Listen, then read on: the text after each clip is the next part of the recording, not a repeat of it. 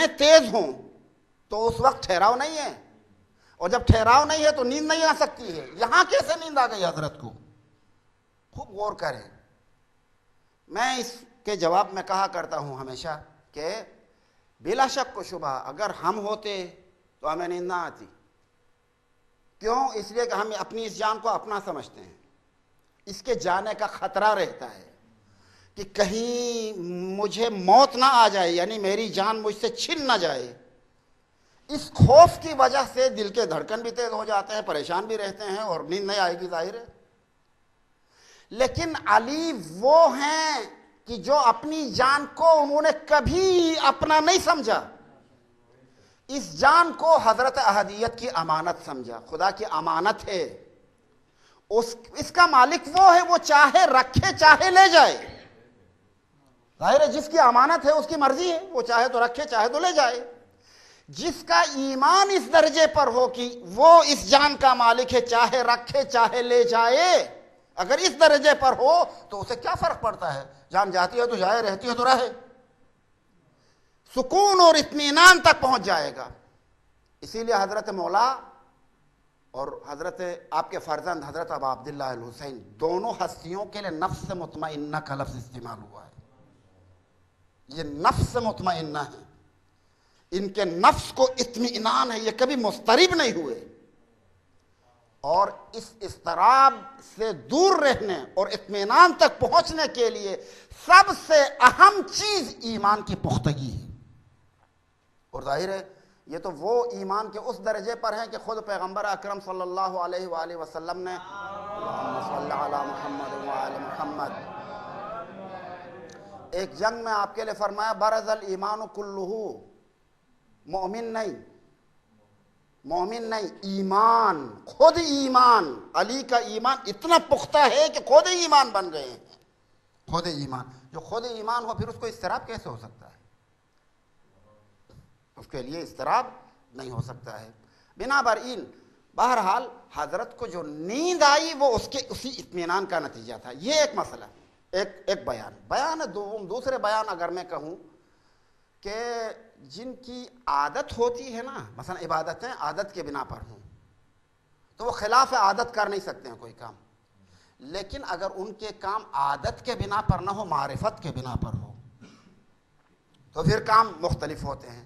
وہ رات کو سونا بھی معرفت کے بنا پر تھا، حضرت کا شب ہجرت کو سونا بھی معرفت کے بنا پر تھا، اور باقی راتوں میں عبادت کرنا بھی حضرت کے معرفت کے بنا پر تھا، لہذا کوئی پریشانی کی بات نہیں۔ ایک صلوات بآواز بلند۔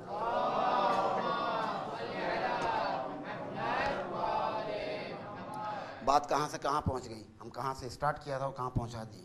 دیکھیے خوب غور کریں کہ انسان کی عمر لحظات سے بنتی ہے، اور یہ لحظات اگر مناسب جگہ پر استعمال ہوں تو کامیابی کی طرف جاتا ہے، نامناسب طور پر استعمال ہوں تو یہ ناکام رہتا ہے، کامیاب نہیں ہو سکتا۔ حتیٰ دنیا میں بھی، بزنس میں بھی ایسا ہے، اور آخرت کے معاملے میں بھی ایسا ہے۔ اور کامیابی کیا ہے؟ قرآن نے بیان کیا ہے الا الذین آمنوا، یہ سب سے پہلا زینہ ہے۔ کامیابی کا پہلا زینہ اور پہلی سیڑھی ایمان ہے۔ ایمان خود ایک عالم ہے، اس کے کئی درجات ہیں۔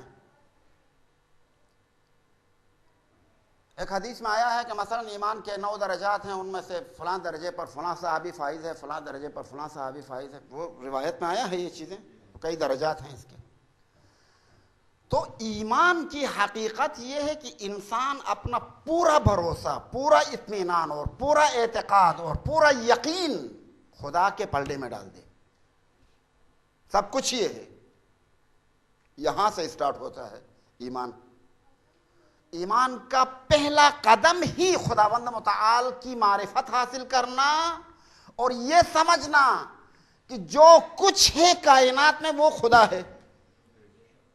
یہی یہاں سے سٹارٹ ہوتا ہے سارا کام۔ خداوند متعال کے ایمان کے بعد پھر دوسرا مسئلہ یہ پیدا ہوتا ہے کہ اس خدا سے رابطے کا کوئی ذریعہ ہے یا نہیں۔ اس ذریعے کو آپ ڈھونڈتے ہیں تو نبوت تک آپ پہنچتے ہیں، اور اس نبوت پر ایمان کے بعد پھر آپ سوچنے لگتے ہیں کہ اس نبی کے بعد کیا میرے اور میرے خدا کے درمیان کوئی واسطہ اور کوئی وسیلہ ہے یا نہیں کہ جس کے ذریعے سے میں خدا تک پہنچوں یا نہیں؟ جب آپ اس پر غور کرتے ہیں تو امامت تک پہنچتے ہیں. اور پھر اس کے بعد جب آپ کہتے ہیں کہ مثلا میں نے یہ سب چیزیں تو کی، خدا پر ایمان بھی رکھا، نبوت کو بھی مانا، امامت کو بھی مانا، اور ان کے کہنے کے مطابق زندگی بھی گزاری، ان تمام کے بعد پھر کیا ہوگا؟ میرے ان تمام اعمال کا نتیجہ کیا ہے؟ جب آپ نتیجے پر غور کرتے ہیں تو معاد تک پہنچتے ہیں. یہ سارے حصے ایمان میں ہیں، ایمان کا حصہ ہے یہ سب. اور یہ ایمان بہرحال ظاہر ہے اس ایمان کو حاصل کرنے کے لیے پڑھنے کی بھی ضرورت ہے، معرفت حاصل کرنے کی بھی ضرورت ہے. اور جب تک ہم قرآن اور فرامین معصومین علیہم السلام سے آشنائی نہیں رکھیں گے، ایمان صحیح طرح سے ہمارے ذہن میں راسخ نہیں ہو سکتا ہے، ہمارے دل و دماغ میں راسخ نہیں ہو سکتا ہے. اور اس لیے اپنی وابستگی قرآن اور اطرت سے رکھنے کی ضرورت ہے، اسی ایمان کو حاصل کرنے کے لیے بھی. اس سے وابستہ رہے بغیر ایمان راسخ نہیں ہو سکتا ہے. یہ ایک مرحلہ دوم. جب آپ ایمان لے آئے کہ اس کائنات کا ایک مبدأ ہے، ایک آغاز ہے، اور وہ آغاز خدا سے ہوا ہے اور وہی سب کچھ ہے، اور اس کا ایک انجام ہے اور اس انجام کا نام معاد ہے، ہمیں واپس پلٹ کے اسی کی طرف جانا ہے، وہاں حساب دینا ہے اپنی زندگی کی تمام کارکردگی کا. یہ مبدأ وہ معاد. اور اس مبدأ اور معاد کے درمیان انسان کو خدا سے ملانے والی جو چیزیں ہیں وہ نبوت اور امامت ہے، اس کے ذریعے سے ہم خدا سے وابستہ رہتے ہیں. یہ سب چیزیں آپ نے مان لی. اب مان لی تو زندگی بھی اسی کے مطابق گزاریں گے، ظاہر ہے. یعنی وہاں کی ہدایات کے مطابق، قرآن کی ہدایات کے مطابق، پیغمبر اکرم صلی اللہ علیہ وآلہ وسلم صلی اللہ محمد ان کی ہدایات کے مطابق جب آپ زندگی گزاریں گے تو اس طرح سے زندگی گزارنے کا نام ہے عمل صالح. الا الذین آمنوا وعملوا الصالحات، عمل صالح ہی ہے. البتہ صالح کا لفظ دو ترجمے رکھتا ہے. ایک صالح کے معنی ہے اچھا، نیک عمل. اور جب عمل صالح کا لفظ استعمال ہوتا ہے، چونکہ یہ عمل صالح کا لفظ زیادہ تر اہل محراب اور منبر نے استعمال کیا ہے. عمل صالح کا لفظ استعمال کن کی زبان پر زیادہ تر ہے؟ محراب و منبر کی زبان پر. اور محراب و منبر والے زیادہ تر کون سی باتیں کرتے ہیں؟ نماز، روزہ، عبادات، ان چیزوں کی بات کرتے ہیں. لہذا جب یہ بات ہوتی ہے تو عمل صالح سے ہمارا دماغ جاتا ہے نماز و روزے کی طرف. اچھی طرح غور کریں. نماز، روزہ، حج، زکوٰۃ، یہ چیزیں جو فروع دین میں شمار ہوتی ہیں، ان کی طرف ہمارا دماغ چلا جاتا ہے. حالانکہ صالح اسی کا نام نہیں ہے. انشاءاللہ جو آخری دن جو محفل ہوگی، اس محفل میں اس عمل صالح پر مجھے کچھ کافی تفصیل سے بات کرنی ہے. اس دن مجھے ایک آیت پر گفتگو کرنے، وعد اللہ الذین آمنوا منکم وعملوا الصالحات، وعملوا الصالحات پر انشاءاللہ اس پر تفصیلاً بیان کروں گا. تو عمل صالح صرف عبادات کا نام نہیں ہے. ہر وہ عمل جو شائستہ اور لائق ہو، اچھا عمل ہو، اسے عمل صالح کہتے ہیں. اس کے مقابلے میں نالائق عمل، ناشائستہ عمل، بعض مثلا لوگ دیکھیں، انسان جیسا ہوگا اس کا عمل ویسا ہوتا ہے. انسان اگر بالغ النظر، ہوشیار، میچور ہوگا تو اس کا کام بھی بالغ النظر، میچور اور اچھا ہوتا ہے. اور ایک نابالغ، سرسری، سادہ اور کیا کہتے ہیں امیچور انسان ہوگا تو جیسا انسان ہوگا اس کا عمل بھی ویسا ہی ہوتا ہے، امیچور ہوگا اس کا. تو قرآن ہم سے جو مطالبہ کرتا ہے وہ یہ ہے کہ آپ میچورٹی اپنے اندر پیدا کریں گے تو آپ کا عمل میچور ہوگا. الا الذین آمنوا وعملوا الصالحات. صرف نمازیں پڑھوانے کا مطالبہ نہیں کرتا ہے قرآن کہ آپ نمازیں پڑھیں، صرف روزے رکھیں. میں نہیں، نعوذ باللہ، استغفر اللہ ربی واتوب الیہ. مثلا میں عبادات کی اہانت یا عبادات کی اہمیت کو کم کرنا یہ ہرگز مقصود نہیں ہے، اس سے آپ یہ نتیجہ نہ لے لیں. لیکن صالح کے معنی منحصر کرنا عبادات میں درست نہیں ہے. عامل الصالحات کے معنی یہ نہیں ہے کہ آپ عبادات بجا لاتے ہیں، نہ، عبادات تو بجا لاتے ہی ہیں، وہ تو ہیں ہی، اس کے علاوہ آپ کے کام اچھے اور میچور کام ہوتے ہیں۔ مثلا اپنی عملی زندگی میں دھوکہ دینا، یہ میچورٹی نہیں ہے۔ وقت پر کام نہ کرنا میچورٹی نہیں ہے۔ وعدہ کر کے خلاف ورزی کرنا میچورٹی نہیں ہے۔ اس طرح کی کئی مثالیں ہمیں سینکڑوں مثالیں دی جا سکتی ہیں کہ جن میں میچورٹی نہیں ہے۔ ایک کامیاب انسان وہ ہوتا ہے کہ جو وعدہ کرے گا تو پورا کرے گا، ٹھیک ہے، اگر وعدہ کیا ہے اس نے پورا کرے گا، اور جو ذمہ داری کوئی چیز اپنے ذمے پہ لی ہے تو وہ پورا کرے گا اور سچا بولے گا، یہ سب چیزیں ہیں، یہ ہے وہ عمل صالح۔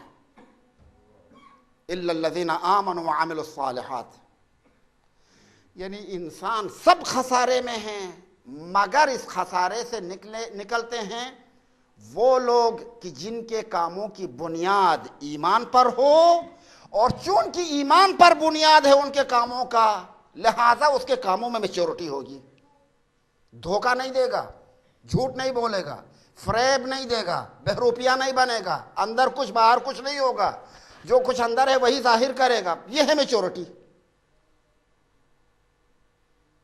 ٹھیک ہے۔ پاک جس طرح سے اس کے یعنی فکری اعتبار سے جب تک پاک نہ ہو مومن نہیں بن سکتا ہے، جس طرح سے فکری اعتبار سے پاک ہے جبھی تو وہ مومن ہے، اسی طرح سے وہ کردار کے اعتبار سے پاک ہے جبھی تو عمل صالح بجا لا رہا ہے۔ اور یہ پاکیزگی یعنی آپ کی فکر میں پاکیزگی، آپ کے عمل میں پاکیزگی، فکر کی پاکیزگی ایمان ہے، اور عمل کی پاکیزگی عمل صالح ہے۔ الا الذین آمنوا وعملوا الصالحات وتواصوا بالحق وتواصوا بالصبر۔ حق، اس پر بھی بحث کرنی چاہیے کبھی، حق کیا چیز ہے؟ قرآن مجید میں تو کہا خدا حق ہے، فماذا بعد الحق الا الضلال، خدا کے علاوہ اور کوئی چیز حق نہیں ہے، سب کے سب گمراہی ہے۔ خدا حق ہے اور ہر وہ چیز حق ہے جو خدا سے وابستہ ہے۔ دین خدا سے وابستہ ہے، قرآن خدا سے وابستہ ہے، پیغمبر خدا سے وابستہ ہے، ائمہ خدا سے وابستہ ہے، مومنین خدا سے وابستہ ہیں، جو چیزیں خدا سے وابستہ ہیں وہی حق ہیں، اور خدا سے دور کچھ نہیں ہے، سب باطل ہے۔ فماذا بعد الحق الا الضلال۔ تو تواصوا بالحق، مقصود اس کا یہ ہے کہ جن حقائق پر آپ نے ایمان رکھا ہے وہ تمام حقائق حق ہیں۔ جب انسان مر جاتا ہے اور اس کو دفنا دیتے ہیں تو دفنانے کے بعد ایک تلقین نام کی کوئی چیز پڑھتے ہیں آپ، اس تلقین میں بہت ساری چیزوں کو آپ کہتے ہیں فلان حق فلان حق فلان حق، آپ کو معلوم ہے نا وہ کیا کیا چیزیں حق ہے؟ خدا حق ہے، رسول حق ہے، قرآن حق ہے، کتاب حق ہے، امام حق ہے، بعث حق ہے، نشور حق ہے، صراط حق ہے، میزان حق ہے، یہ سب چیزیں حق ہیں، ان سب چیزوں کا حق، جو چیزیں حق ہیں ان کا آپ اعتراف کرتے ہیں وہاں پر۔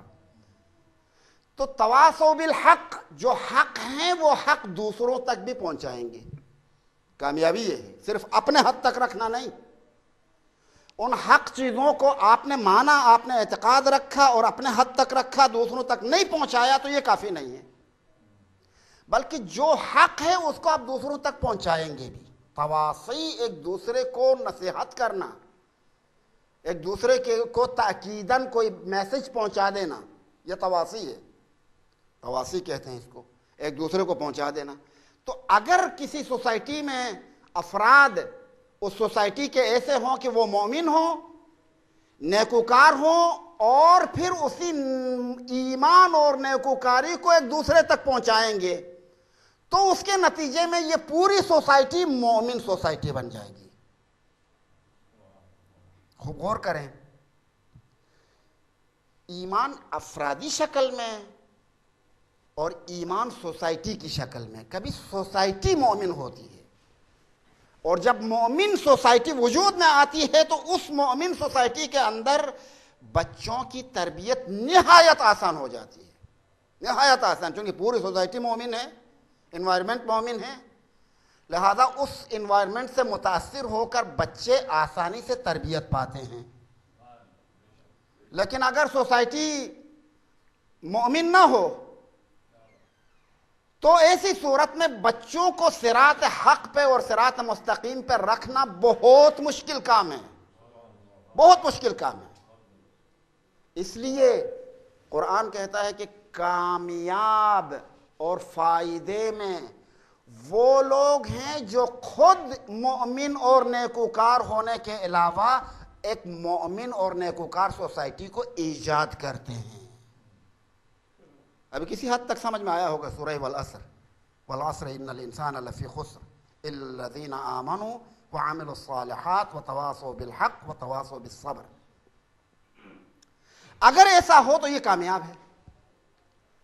اور میں جب دیکھتا ہوں کہ بے شک حضرت پیغمبر کے زمانے میں بھی ایسے لوگ تھے کہ جو خود مومن تھے اور دوسروں تک ایمان منتقل بھی کرتے تھے، خود نیکوکار تھے اور دوسروں کو نیکوکاری کی تاکید اور توصیہ بھی فرماتے تھے۔ اس کے بعد بھی لیکن ایک چھوٹا سا معاشرہ، ایک چھوٹا معاشرہ لیکن نہایت پختہ معاشرہ، وہ کون سا؟ کربلا کا معاشرہ۔ اس سورہ مبارکہ کو اگر آپ پوری طرح سے دیکھنا چاہیں تو حضرت ابو عبداللہ اور ان کے اصحاب کو دیکھیں، کس طرح سے یہ مومن تھے، کس طرح سے شائستہ عمل انجام دیا، فرزند رسول کو تنہا نہیں رکھا اور اپنی جان قربان کر دی، اور نہ صرف اپنی جانیں قربان کی بلکہ دوسروں کو تاکید بھی کی، دیکھو ہمیں اس راستے پہ رہنا ہے، کچھ بھی ہو جائے اسی پہ ہمیں رہنا ہے، ایک دوسرے کو تاکید بھی کی۔ بلکہ بعض روایات میں تو عجیب، زہیر ابن قین سے ایک روایت منقول ہے کہ اس نے حضرت ابو الفضل عباس کو خیموں کے باہر ایک جگہ پر فرمایا کہ پتہ ہے عباس، آپ کے والد محترم نے فلاں قبیلے کی خاتون سے شادی کیوں کی تھی؟ یعنی یہاں تک کہ حضرت ابو الفضل عباس کو تشجیع کر رہے تھے، یعنی شجاعت یاد دلا رہے تھے۔ یہ وہی تواصوا بالصبر ہے جو قرآن نے کہا ہے نا، تواصوا بالصبر، تواصوا بالصبر کا مصداق ہے۔ چھوٹا سا معاشرہ تھا لیکن کہاں تک پہنچ گیا تھا۔ ہم اس دن میں نے زیارت وارثہ کا حوالہ دے کر ایک جملہ کہا کہ اولیاء اللہ ان کے لیے استعمال ہوا، امام حسین اور ان کے ساتھیوں کے لیے، السلام علیکم یا اولیاء اللہ و اوداء۔ اس سے بھی آگے بڑھیے، ایک جگہ پر ہے کہ طیبتم وطابت الارض التي فيها دفنتم۔ ان جملوں پر آپ غور کریں، کیا جملے ہیں۔ تم خود پاک ہوئے اور تم جس زمین میں دفن ہوئے تمہاری وجہ سے وہ زمین پاک ہو گئی۔ طیبتم وطابت الارض التي فيها دفنتم، تم خود پاک ہوئے اور تمہاری وجہ سے وہ زمین کی جس میں تم دفن ہوئے ہو وہ زمین پاک ہو گئی۔ یہ وہ چھوٹی سی سوسائٹی تھی، ان کی تعداد کم لیکن نہایت پختہ سوسائٹی، نہایت مضبوط سوسائٹی۔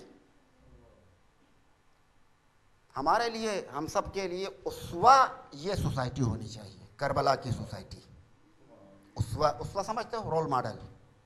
ہم اپنے لیے رول ماڈل اس کربلا کی سوسائٹی کو بنائیں۔ اگر بنائیں گے تو ظاہر ہے کربلا والوں نے بھی سختیاں اٹھائی تھی۔ میں ایک جملہ آپ کو کہوں، یہ یاد رکھیں ہمیشہ، انسان بڑے مقامات تک پہنچ ہی نہیں سکتا ہے سختی اٹھائے بغیر، یہ طے شدہ ہے، خدا کے نظام میں ایسا ہے۔ آپ سختی اٹھائے بغیر، مشکلوں کو برداشت کیے بغیر کسی بڑے مقام تک پہنچ ہی نہیں سکتے ہیں۔ کم از کم اول وقت میں نماز پڑھے بغیر، اس سے بھی آگے بڑھ جائیں گے تو فرض کریں تہجد، رات کو جاگیں اور خدا کے ساتھ لو لگائیں، اس کے بغیر کچھ اس عالم ملک کے حجابات ہٹ جائیں اور نگاہیں عالم ملکوت تک جائیں، یہ ممکن ہی نہیں ہے، یہ ممکن ہی نہیں، ایسا ہوگا نہیں جب تک آپ یہ کام نہیں کریں گے۔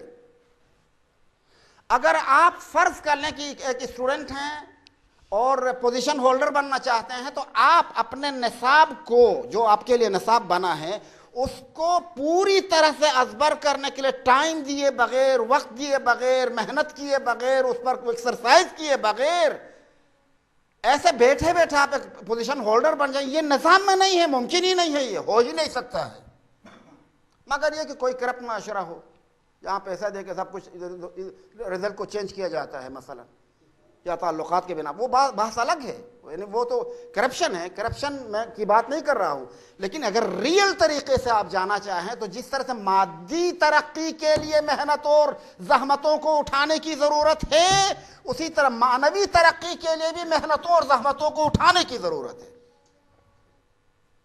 زحمت اٹھائیں گے تو آپ آگے بڑھیں گے۔ ہمیشہ مشکلیں انسان کو بنانے کے لیے آتی ہیں۔ علامہ اقبال نے ایک شعر میں بہت خوبصورت ایک مضمون کو سمویا ہے، تندی باد مخالف سے نہ گھبرائے عقاب۔ یہ جتنی بھی مشکلیں اور سختیاں آتی ہیں نا، یہ باد مخالف ہیں۔ باد مخالف انسان کو ایسا لگتا ہے کہ مجھے روکنے کے لیے آ رہی، روکنے کے لیے نہیں، اڑانے کے لیے آ رہی ہیں۔ آپ ان کو کراس کریں گے تو بلندی کی طرف جائیں گے۔ یہ تو چلتی ہیں تو یہ اونچا اڑانے کے لیے، یہ اونچا اڑانے کے لیے ہے۔ یعنی یہ یاد رکھیں کہ مشکل کو کراس کرنے کے بعد انسان اگلے مرحلے میں جاتا ہے۔ بعض باتیں ممبر سے نہیں کہنی چاہیے، اچھی نہیں ہیں، لیکن ابھی میری مجبوری ہے، میں کچھ چیزیں، آپ نے دیکھا ہے یہ جو کمپیوٹر گیمز ہوتے ہیں، گیمز میں آپ جیسے جیسے آگے بڑھتے ہیں مشکلیں زیادہ آتی ہیں۔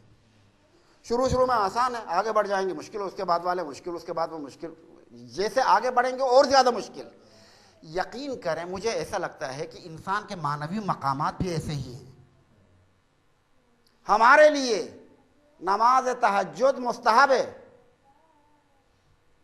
پیغمبر اور امام کے لیے واجب ہے، ان کے لیے واجب ہے، آپ کو پتہ ہے پیغمبر اور امام کے لیے واجب ہے، واجب ہے۔ لیکن پیغمبر اکرم اتنی دیر تک تہجد پڑھتے تھے، اتنی دیر تک پڑھتے تھے کہ قرآن نے کہا طٰہٰ مَا أَنزَلْنَا عَلَيْكَ الْكِتَابَ لِتَشْقَىٰ، اے طیب و طاہر رسول، ہم نے آپ پر قرآن اس لیے تو نہیں نازل کیا کہ تم اتنی تکلیف برداشت کر لو، اب کم کر دو اس سے، انہیں قرآن کہہ رہا کہ اب کم کرو، اتنی زحمت نہ اٹھاؤ۔